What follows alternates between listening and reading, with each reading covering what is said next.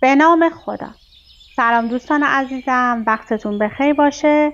پادکست صدای سکوت امروز رو با کتابی از خانم پونه مقیمی شروع میکنیم. تکه هایی از یک کل منسجم. کتاب بسیار زیبایی هستش که بهتون پیشنهاد میکنم حتما خودتون بگیرید و مطالعه کنید اگر از روایت این کتاب خوشتون اومد. چاپ 307مش در اختیار من هستش که در سال 1401 چاپ شده و توسط انتشارات بینش نو در تهران اولین چاپش در سال 1397 بوده. با همدیگه ابتدا نوشته ای رو از پشت کتاب برای شما میخونم و بعد کتاب رو با هم شروع میکنیم. شاید زندگی پیدا کردن بخش‌هایی از خودمان در تکه تکه هایی از یک کل منسجم است. پیدا کردن این که به اندازه یک عمر طول می کشد و تکه هایی که همه جا حضور دارند و فقط کافی است ما در مسیرشان قرار بگیریم. آن وقت اگر هوشیار باشیم شاید بخش هایی از خودمان را ببینیم، بخش هایی از خودمان را در رابطه ها و در آدم هایی که تجربه می کنیم، در موقعیت هایی که قرار می گیریم، در فیلم هایی که می بینیم، در تاریخی که مرور می کنیم و حتی در کوچه‌ای که هیچ آبری ندارد و با درختهایش را بدون حضور تماشاچیان نوازش می کند. این کتاب شامل 9 فصل هستش. در ابتدا جمله کوتاه هستش که کتاب رو باهاش شروع کرده خانم مقیمی. عمر بشر کوتاه نیست ولی وقت بشر موقت است. ملک جان نعمتی. این کتاب رو تقدیم به یارم نیما می کنم که بود زمانی که هیچ کس نبود حتی خودم. پونه. و نوشته ای از آقای نیمای قربانی هستش که در ابتدای این کتابه و چون خیلی خوشخط نیست و ممکنه من اشتباه بخونم برای شما نمیخونم. این کتاب با مقدمه پیشگفتار و 9 فصل شروع شده که من مقدمه و پیشگفتار رو میخونم و میرم سراغ فصل آخر که تنهایی نام داره. با من همراه باشید. مقدمه مؤلف. زمان بیکرانه را تو با شمار عمر ما مسنج. به پای او دمیست این درنگ درد و رنج بسان رود که در نشیب دره سر به سنگ میزند رونده باش. امید هیچ معجزی ز مرده نیست زنده باش.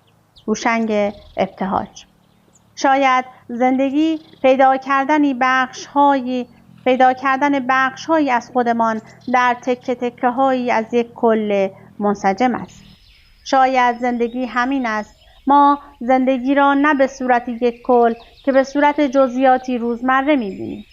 در واقع ما در لحظه ای از یک زمان اکنون همیشگی هستیم و شاید آن لحظه تمام آن چیزی است که هدف نام دارد. هدفی به نام زندگی کردن، برخورد کردن با تکه‌ای از زندگی و سپس پیدا کردن تکه‌ای ناهوشیار از درون خودمان. شاید زندگی تلاشی برای منسجم شدن و پیدا کردن بخش‌های بیشتری از خودمان است و در این تلاش مدام با اتفاقات زندگی مواجه می‌شویم. این کتاب تکه‌هایی از یک کل منسجم است، کلی که هنوز تکمیل نشده است اما در مسیر پیدا شدن و بیرون آمدن از ابهام است. شاید این کتاب بتواند بخش‌هایی از درون شما را بیدار کند و به پیدا شدن بخش‌های گم شده تان کمک کند. این کتاب آمیخته ای از پیدا شدن نویسنده و علم روانکاوی است.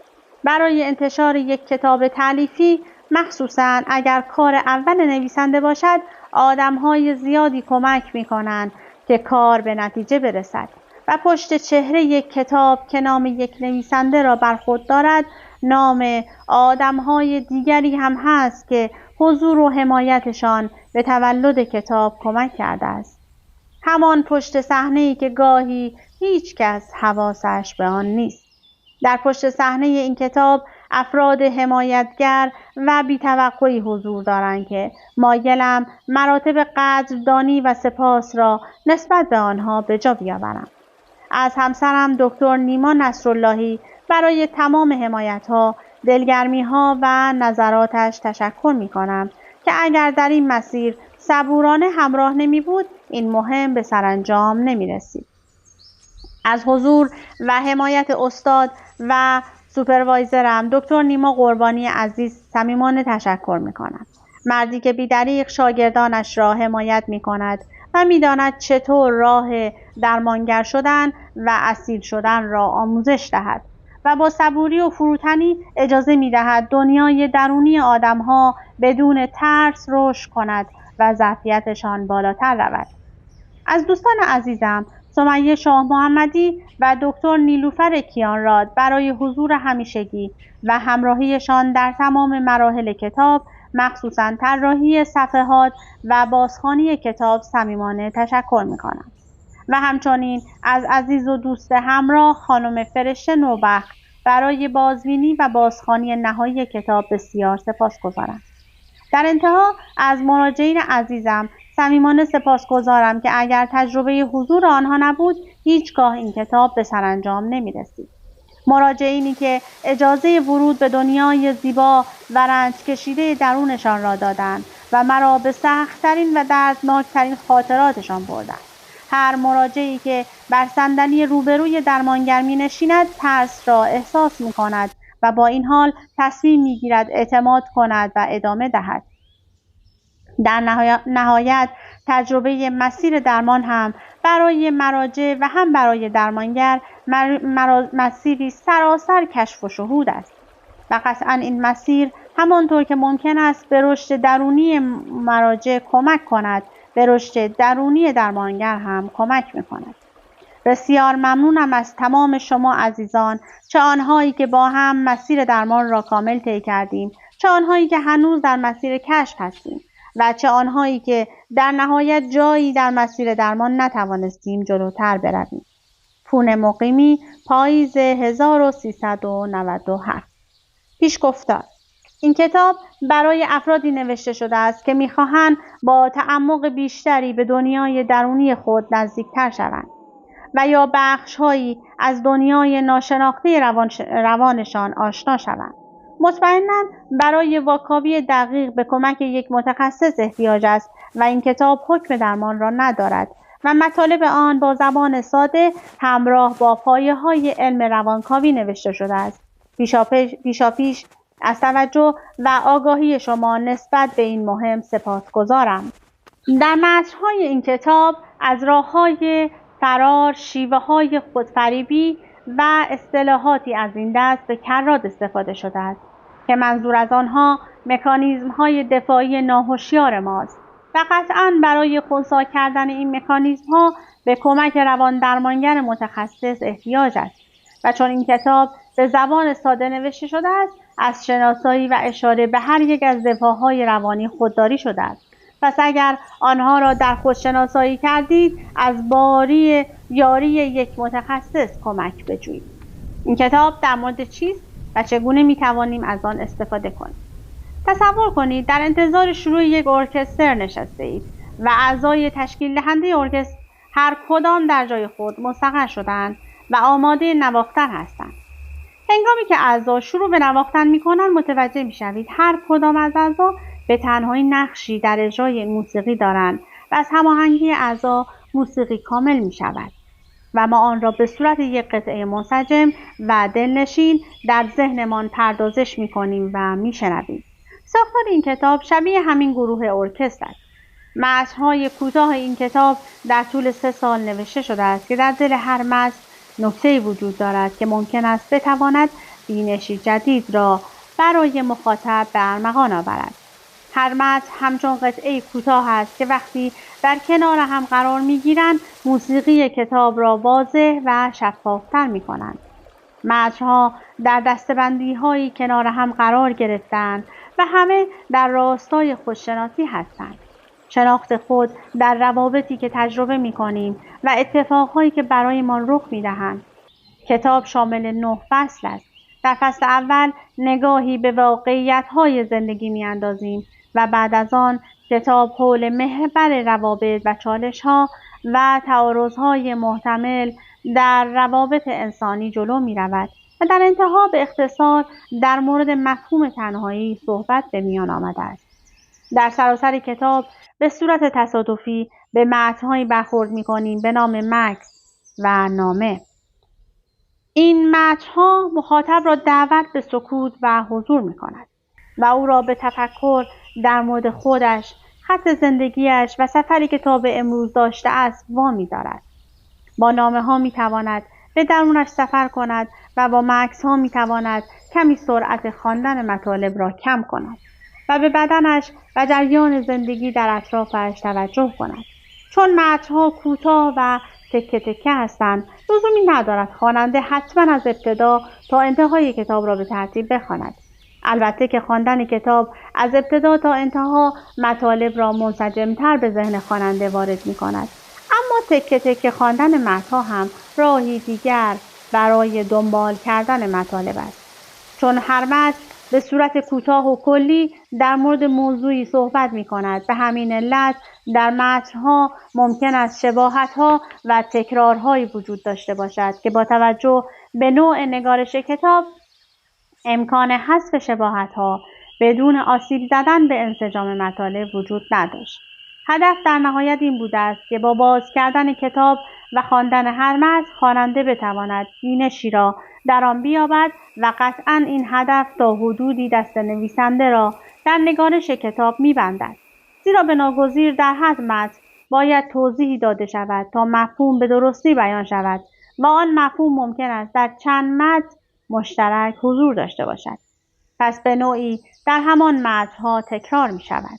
در نهایت تمام متن‌ها در کنار هم ما را به درون رابطه‌ها می‌برند، در مسیری که پیچ و خم‌های زیادی دارد و بهتر است راه را صبورانه و با حوصله طی کنیم. خواندن این کتاب ممکن است ماه‌ها زمان ببرد، زیرا حتما هر متن ممکن است تا مدت‌ها ذهن خواننده را درگیر کند و در او مقاومتی برای خواندن دیگر متن‌ها به وجود آورد. اگر این اتفاق رخ داد صبور باشید و کتاب را ببندید و بعد از مدتی اگر مشتاق بودید دوباره برگردید و یک متن دیگر را بخوانید. امیدوارم که با ذهنی باز و خطاپوش بتوانید بخش‌هایی که از ریتم خارج می‌شوند را تحمل کنید و با نخستین قطعه موسیقی از نخستین اجرای نویسنده که قطعاً خالی از اشتباه نخواهد بود همراه شوید. و من سراغ آخرین فصل این کتاب رفتم، فصل 9 که نامش تنهایی هستش و برای شما متن این کتاب رو، این فصل رو میخونم. تنهایی. ما همه احتیاج داریم زمانهایی با تنهایی برخورد کنیم و حضورش را حس کنیم تا بیاموزیم چطور آرام باشیم بدون حضور دیگران. گاهی با تمام تلاش‌هایمان برای داشتن رابطه‌های متفاوت، تلاش برای بقای رابطه‌ها و پیدا کردن آدم‌ها موفق نمی‌شویم احساس تنهاییمان را از بین ببریم. و گاهی حتی با داشتن تمام امکانات، رابطه‌های خوب، باز هم احساس تنهایی می‌کنیم. اما چگونه ممکن است؟ چگونه می‌شود در جمعی باشیم و احساس تنهایی کنیم؟ چگونه می‌شود در رابطه باشیم و همچنان احساس تنهایی کنیم؟ چگونه می‌شود که تمام امکانات را داشته باشیم و باز هم احساس تنهایی کنیم؟ این تنهایی چیست؟ آیا راه حلی دارد؟ شاید برایتان جالب باشد اگر بدانید که تنهایی انواع متفاوتی دارد و بعد از اینکه تشخیص دهید کدام نوع از تنهایی شما را آزار می‌دهد، تکلیفتان با خودتان و زندگیتان روشن‌تر می‌شود و راه حل‌های آن منطقی‌تر می‌شود. در حقیقت ما 3 نوع تنهایی داریم: تنهایی بین فردی، تنهایی درون فردی و تنهایی وجودی که رواندرمانی اگزیستانسیال اروین یالوم این رو توضیح داده. در تنهایی بین فردی، موقعیت یا اتفاق یا شرایط خاص زندگی فرد او را از رابطه با آدم‌ها و تعامل‌های اجتماعی دور می‌کند و در این حالت به فرد احساس تنهایی دست می‌دهد. برای مثال مهاجرت به کشوری دوردست، نداشتن مهارت اجتماعی و در نتیجه منزوی شدن فرد. در واقع محیط و شرایط به گونه‌ای ایجاد شده که فرد نمی‌تواند به صورت سالم با آدم‌ها و جامعه در تعامل باشد. در تنهایی درون فردی، فرد با درون خودش احساس گمگشتگی و سردرگمی می‌کند. در این حالت اجزای مختلف وجود او از هم فاصله می‌گیرند و بخش‌هایی از هویت درونی او تکه تکه شده‌اند و او نسبت به این آشفتگی درونی ناآگاه است. او نتوانسته احساسها و خواسته‌های درونیش را بشناسد، آنها را کشف کند. در نهایت آنها را سرکوب کرده است و به همین علت با خودش احساس غریبگی می‌کند و به شدت وابسته به تفکر و وجود دیگران می‌شود. این گسستگی درونی به فرد احساس عمیق تنهایی می‌دهد. در بسیاری از ناراحتی‌های روانی این نوع گسست از خود و تنهایی مشاهده می‌شود. اما در تنهایی وجودی داستان کمی متفاوت است. تنهایی وجودی تنهایی است که به ذات در ما وجود دارد و با ماست و هیچگاه ما را ترک نمی‌کند. فقط گاهی ما با درگیری‌هایی که داریم حواسمان از توجه به این ترس عمیقی که در ما وجود دارد پرت می‌شود. ترس از حس کردن این تنهایی. تنهایی وجودی چیزی شبیه حس کردن یک دلهره آنی است که حتی در خوشترین روابط صمیمانه و در بهترین خودشناسی‌ها در مورد خودمان ظاهر می‌شود. چیزی شبیه یک هشدار کوتاه گذرا می‌آید و می‌رود و در فاصله حس کردن‌های کوتاه اما عمیق این تنهایی ما به زندگی روزمره‌مان برمیگردیم. روبرو شدن با تمام تنهایی‌ها اضطراب‌آور است، اما اضطراب در رویارویی با تنهایی وجودی بسیار زیاد است. بهتر است به جای کلمه رویارویی نوعی آگاهی را به کار ببریم. در هر آگاهی اضطرابی نهفته است و بعد از تجربه اضطراب خود آگاهی اتفاق می‌افتد. در تنهایی وجودی فرد احساس غربت می‌کند. در بعضی مواقع از اصطلاح در خانه نیست هم استفاده می‌کنند. یعنی فرد احساس می‌کند دیگر در جایی آرام، مطمئن و امن نیست. در این حالت اشیا از مفهوم خود تهی می‌شوند و فرد احساس می‌کند دیگر با جهان رابطه خاصی ندارد. جهان امن نیست و فرد خودش را تنها حس می‌کند. هرچه رابطه ما با درونمان بهتر شود، این تنهایی کمرنگ‌تر می‌شود و ما به شناخت درون و بدن و ذهنمان نزدیکتر می‌شویم. این نوع تنهایی در بسیاری از فیلم‌ها به تصویر کشیده شده است. مثلا در فیلم زیبای 127 ساعت داستان واقعی کوهنورد روایت می‌شود که به مدت 5 روز به علت افتادن تخت سنگی بر روی بازویش در میانه کوهی اسیر می‌شود. فیلم تنهایی او را به زیبایی به نمایش می‌گذارد. اینکه تنهاییش با تمام ترس‌ها و خطرهای دیگر زندگی فرق می‌کند. او در می‌یابد که هیچ کس در این جهان کنارش نیست و نمی‌تواند به او کمک کند.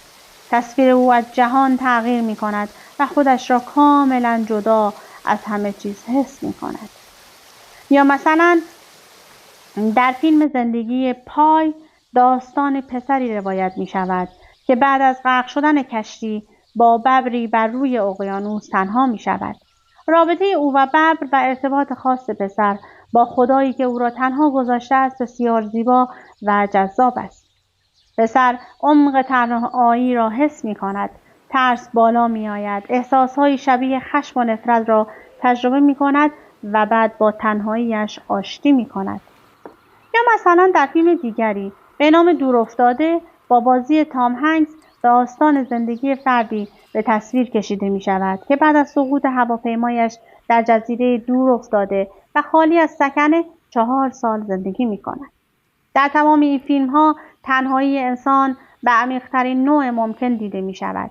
این همان تنهایی وجودی است که به ذات در ما وجود دارد و گاهی با دیدن عمق تنهاییمان در جهان پررنگ می‌شود. این تنهایی در بیشتر مواقع زمانی در ما به شدت حس می شود که ناگهان به نوعی از زندگی روزمره‌مان محروم می شویم. آنگاه آگاهی ما از تنها بودنمان در جهان ترسی در ما ایجاد می کند که فراموش نشدنی است و تجربه این تنهایی به خودآگاهی منجر می شود که روابط ما را برای همیشه دستخوش تغییر می کند. اما در اغلب مواقع ما هیچ شناختی بر این بعد وجود خود نداریم و قبل از اینکه تنهایی را بشناسیم از آن فرار می کنیم چون به شدت مضطرب هستیم. برای فرار از این اضطراب به دنیا و آدم‌ها و اشیا و حیوان‌ها به عنوان ابزارهایی برای دفع اضطراب نگاه می‌کنیم.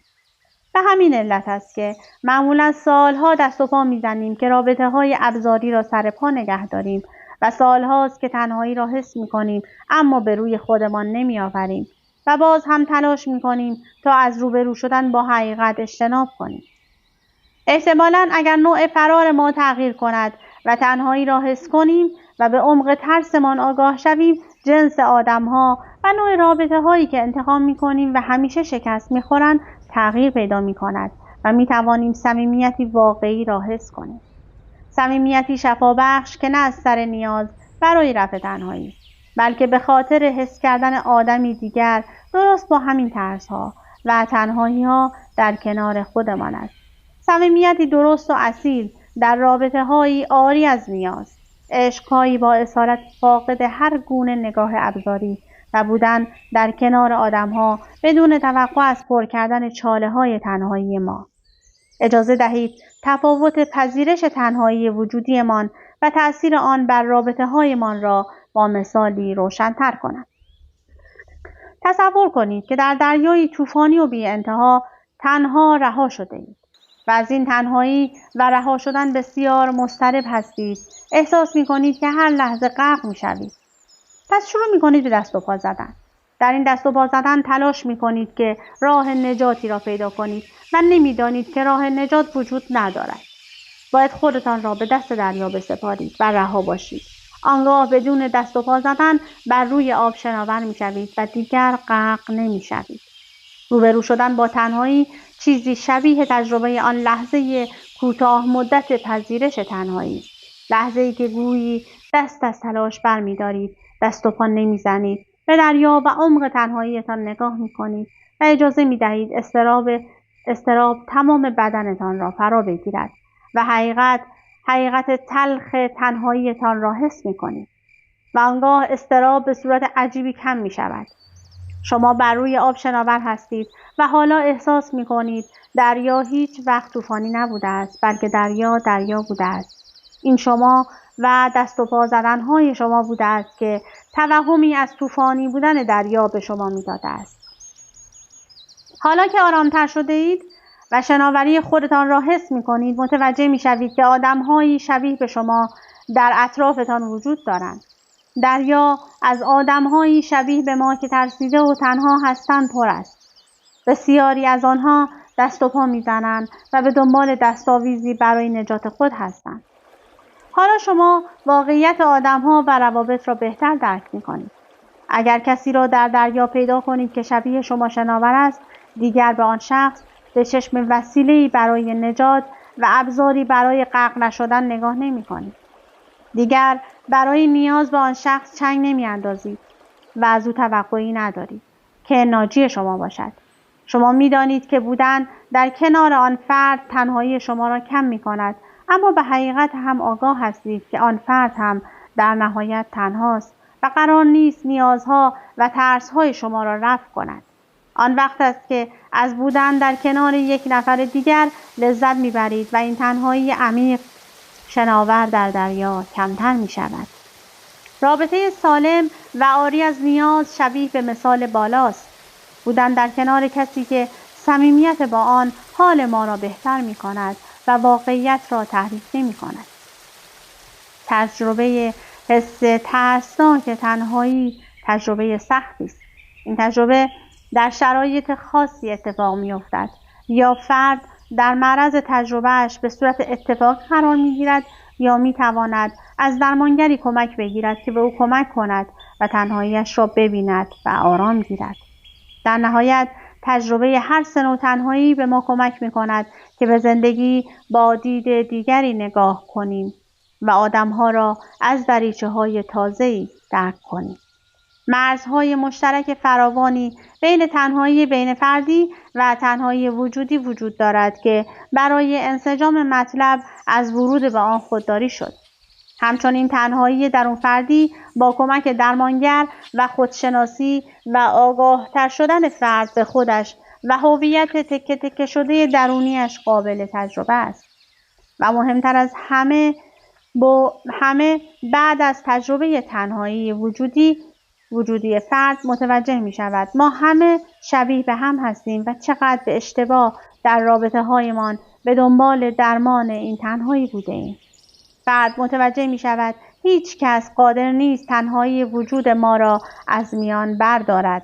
انسان ها تنها معجزه های موقت در زندگی موقت ما هستند که شبیه به خود ما از تنهایی وجودی ترسیدند و حالا صمیمیتی اصیل و آگاهانه میتواند الهام بخش این ترس همیشه پنهان باشد.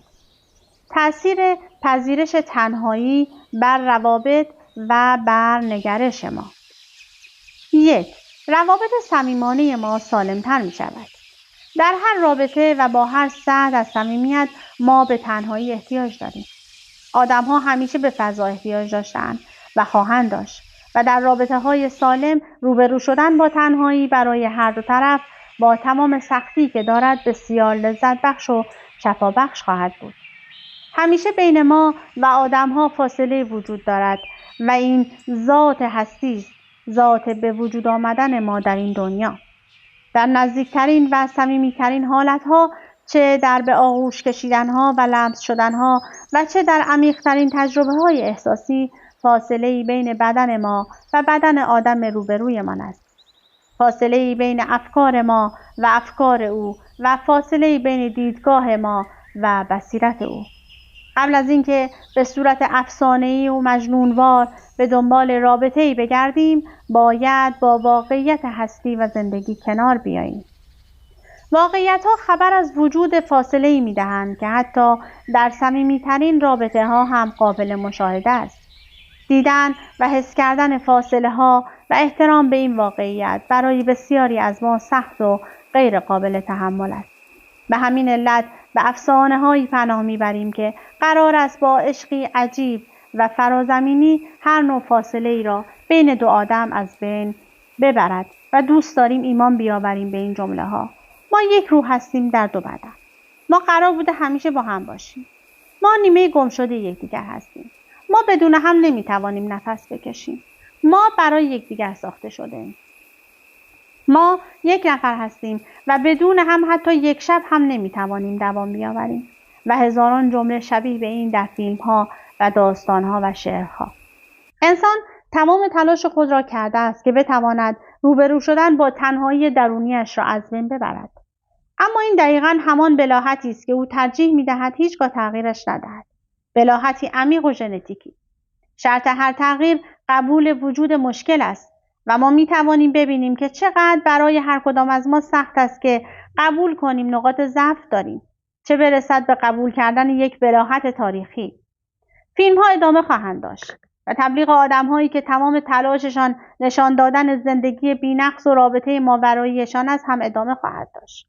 اما اگر روزی از افسانه‌ها و رویاپردازی‌ها خسته شدید، سری به آدم‌هایی بزنید که با تنهاییشان حتی در صمیمیترین رابطه‌هایشان روبرو شدند و اجازه خلوت به خودشان و اطرافیانشان دادند. سری به آدم‌هایی بزنید که نه با مهربانی زیاد رابطه‌هایشان را خفه می‌کنند و نه با وابستگی زیاد به رابطه لطمه می‌زنند. سری به رابطه‌هایی بزنید که شبیه لیلی و مجنون نیستند و به هم نچسبیدند و توقع عجیبی از یکدیگر ندارند. و در آخر سری بزنید به تحقیقات هلن فیشر. 2. فاصله ما با دنیای درون روانیمان تنظیم می‌شود. فاصله ها همیشه به معنای دور شدن نیستند. همیشه به معنای طرد شدن و حتی به معنای خداحافظی نیستند.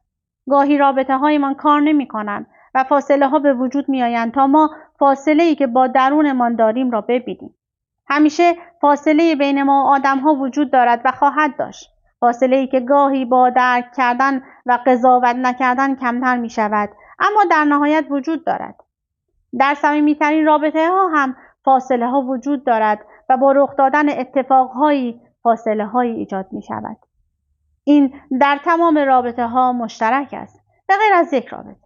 ما می توانیم با بخش درونیمان که شبیه به یک آدم درونی حسش می کنیم رابطه‌ای همیشگی و پایدار را تجربه کنیم. ما همیشه فاصله هایی را تجربه می کنیم. حال می تواند با از دست دادن یک رابطه باشد یا با عوض شدن کشور و یا حتی مسافرتی چند ماهه. زمانی که با اتفاقهایی که در زندگیمان می افتد فاصله هایی را تجربه می کنیم، بهترین فرصت در اختیارمان قرار دارد تا به بخشی از خودمان نزدیکتر شویم. بخشی که گهگاهی لابلای تلاش‌های ما برای نزدیک شدن به آدم‌ها و رابطه‌هایمان گم می‌شود. گاهی درست زمانی صدای این بخش درونی را می‌شنویم که خسته از دست و پا زدن‌ها و ترسیده از فاصله‌هایی که تجربه می‌کنیم، گوشه‌ای نشسته‌ایم و هیچ تلاشی نمی‌کنیم. صدایش را که بشنویم به دنبالش می‌گردیم. هر روز بیشتر و بیشتر فاصله‌مان را با او کم می‌کنیم و روزی پیدایش می‌کنیم. و زمانی که آن را پیدا کردیم غنی می‌شویم، سیراب می‌شویم. سیراب از تمام آن چیزهایی که از دیگران می‌خواستیم، از رابطه‌هایمان. حالا بهترین و نزدیکترین رابطه را تجربه خواهیم کرد. وقتی فاصله بین ما و درونمان برداشته می‌شود، فاصله ما با آدم‌ها تنظیم می‌شود. و چون فرصت زیادی ندارم تیتروار برای شما بقیه موارد رو میخونم. 3. با ترس‌هایمان روبرو میشویم. 4. متوجه میشویم همه شبیه به هم حس میکنیم. و این آخرین تیتر بود و اینکه آدم‌ها معجزه هستند. معجزه‌های دردناک که موقتاً در اختیار ما هستند تا تمرین دل نبستن کنیم. امیدوارم که از این کتاب زیبا لذت برده باشید و اگر از نثر و روایت این کتاب خوشتون اومد تهیه کنید و خودتون تا انتها کتاب رو بخونید. از اینکه با من همراه بودید سپاسگزارم. تا وایس بعدی، خدا نگهدارتون.